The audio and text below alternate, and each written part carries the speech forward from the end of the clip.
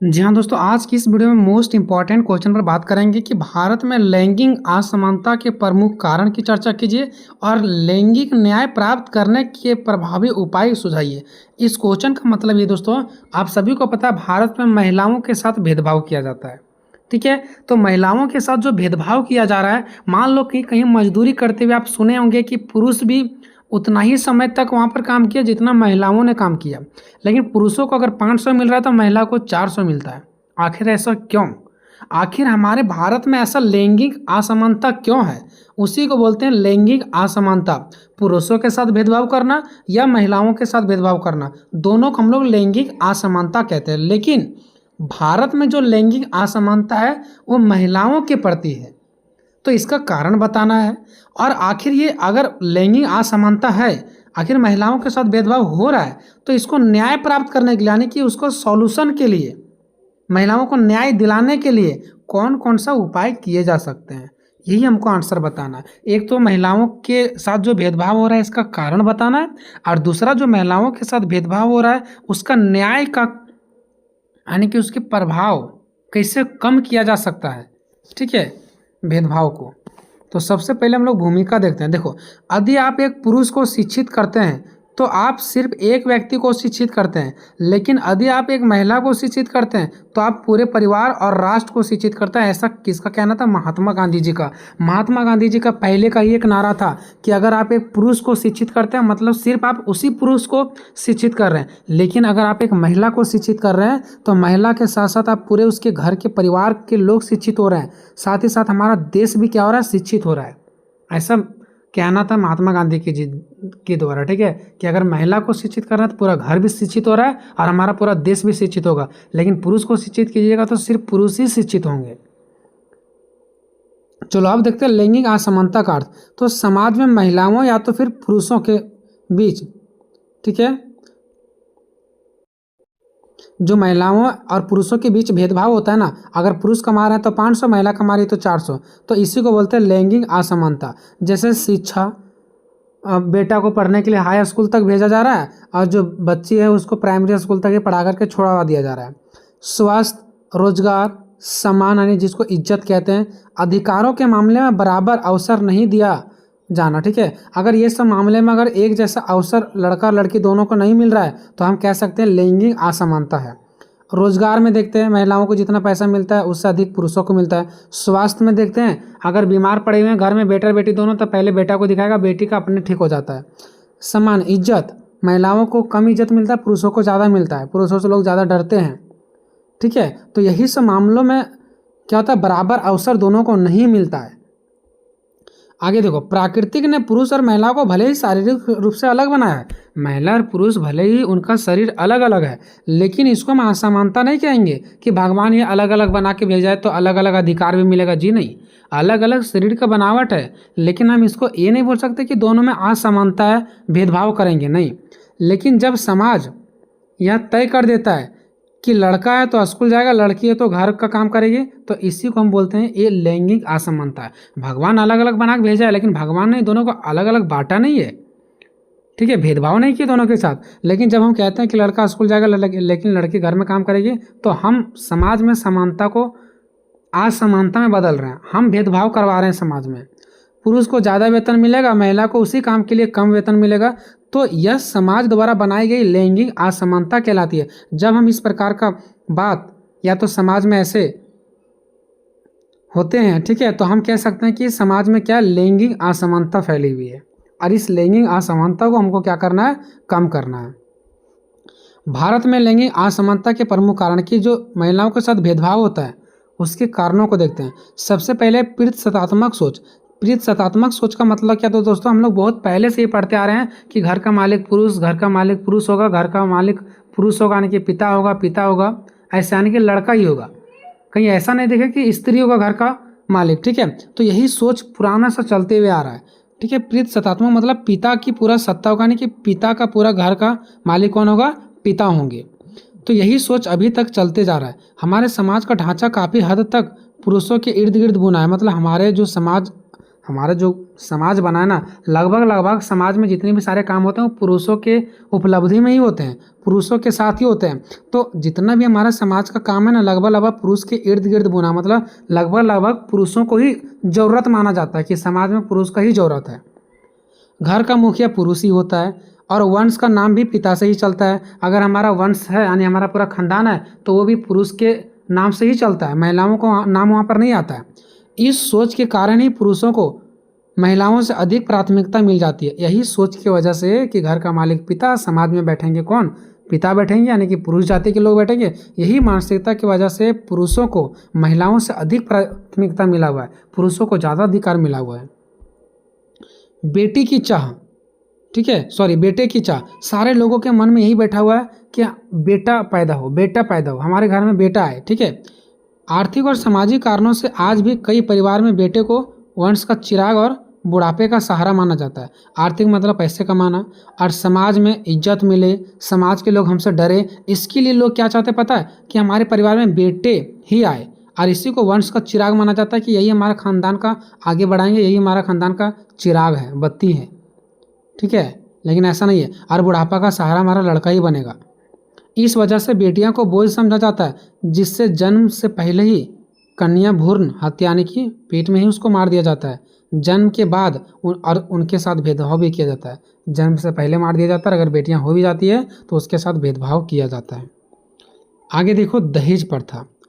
दहेज प्रथा के कारण भी आजकल बेटियां जो है बहुत ज़्यादा शोषित हो रही है। कानूनन रोक होने के बावजूद भी कानून में ये रोक लगाया गया दहेज प्रथा, ठीक है, तिलक देना शादी के लिए।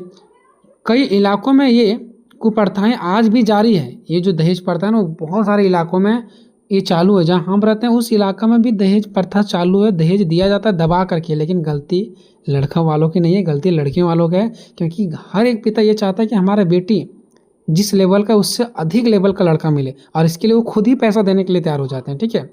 बेटियों की शादी में भारी खर्च की चिंता के कारण माता पिता उनकी पढ़ाई पर खर्च करने से कतराते हैं। यानी पहले ही सोच लेते हैं उनके माता पिता कि जब इस बेटी का शादी होगा तो उसमें पैसा खर्च होंगे, तो उस पैसा को भी बचा करके रखेंगे तभी तो उस पैसा को उसके पढ़ाई लिखाई में ना लगा करके उसके दहेज के लिए, उसके शादी के लिए रखा जाता है।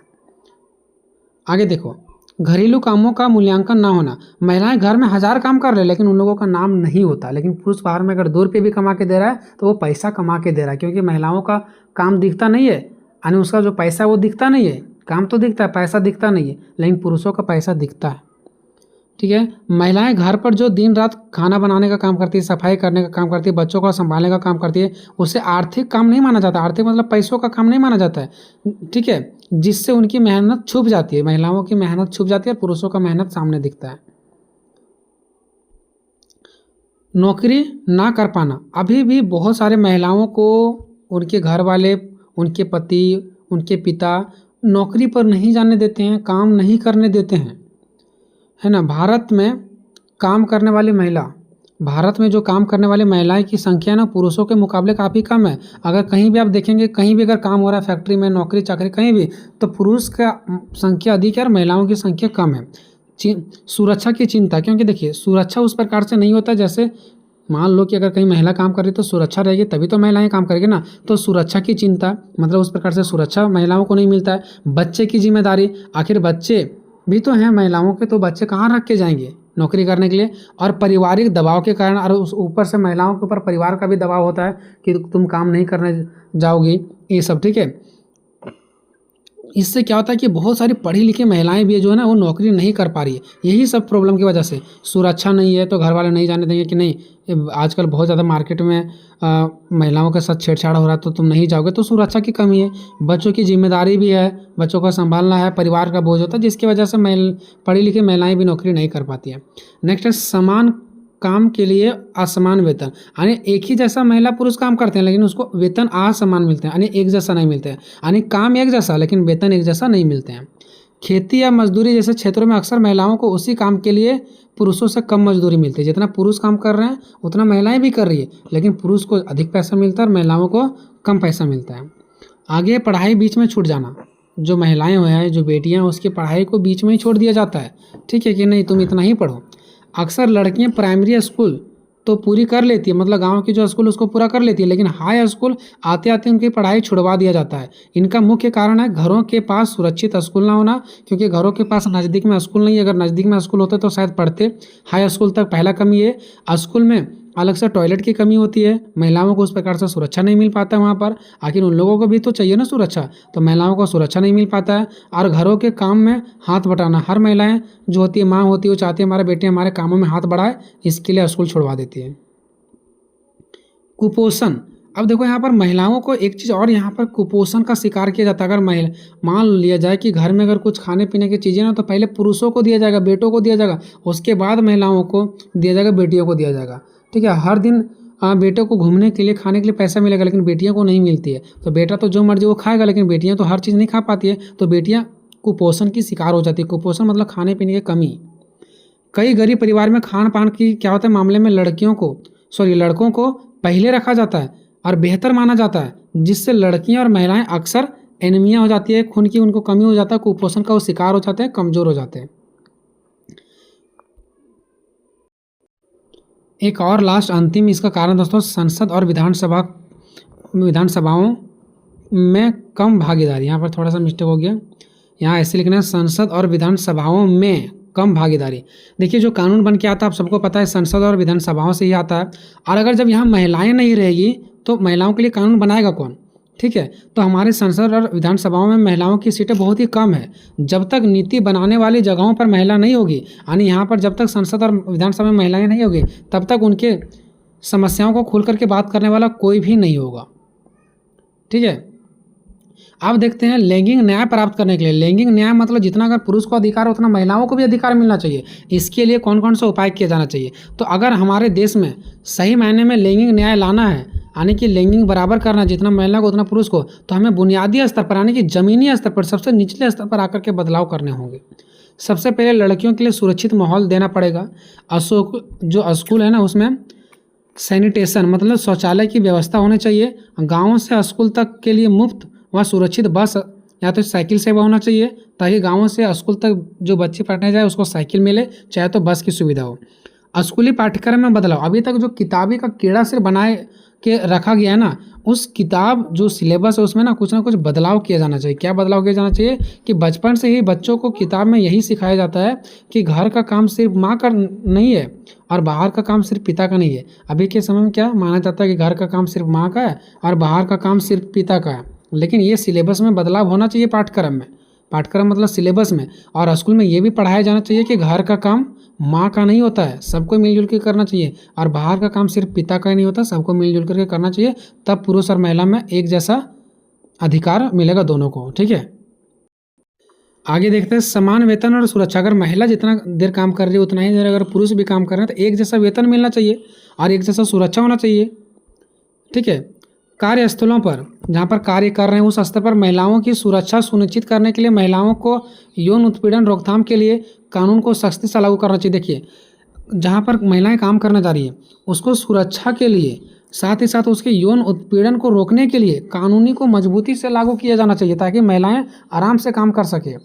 क्रेच सुविधाएं, ये क्रेच सुविधाएं क्या, वो भी आगे आपको पता चलेगा। देखो कामकाजी महिलाओं के बच्चों की देखभाल के लिए हर दफ्तर या हर फैक्ट्री कारखाने में क्रेच यानी कि शिशु गृह यानी बच्चों को रखने वाला घर बनाया जाना चाहिए, ताकि वो जो महिलाएं हैं ना वो बच्चों को वहाँ पर रख करके आसानी से काम कर सके, है ना, ताकि वे बिना किसी चिंता के करियर बना सके और काम कर सके।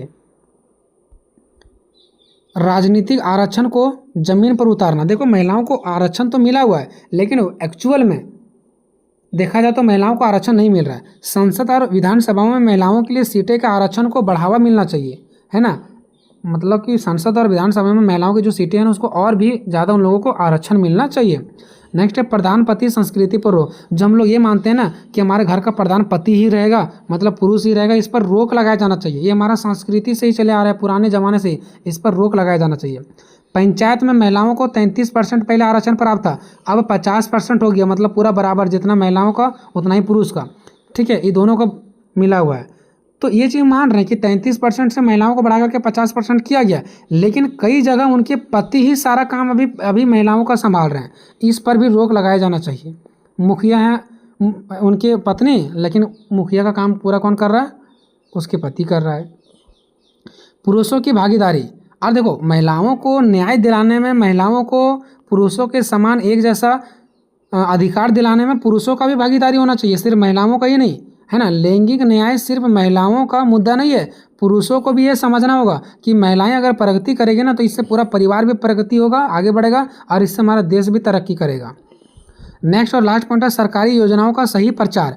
योजना आ जाता है बेटी बचाओ बेटी पढ़ाओ, लेकिन एक्चुअल में अगर बेटियों को देखा जाए तो नहीं पढ़ाया जाता है, क्योंकि सरकार उस प्रकार से उन लोगों को व्यवस्था नहीं देते हैं। तो बेटी बचाओ बेटी पढ़ाओ जैसे योजनाओं को केवल प्रचार तक सीमित नहीं रखना है, हर गांव में जाना है, हर पंचायत स्तर पर सही रूप से उसको लागू भी करना है कि अगर बेटी को बचाया जा रहा है और पढ़ाया जा रहा है या नहीं जा रहा है। ठीक है।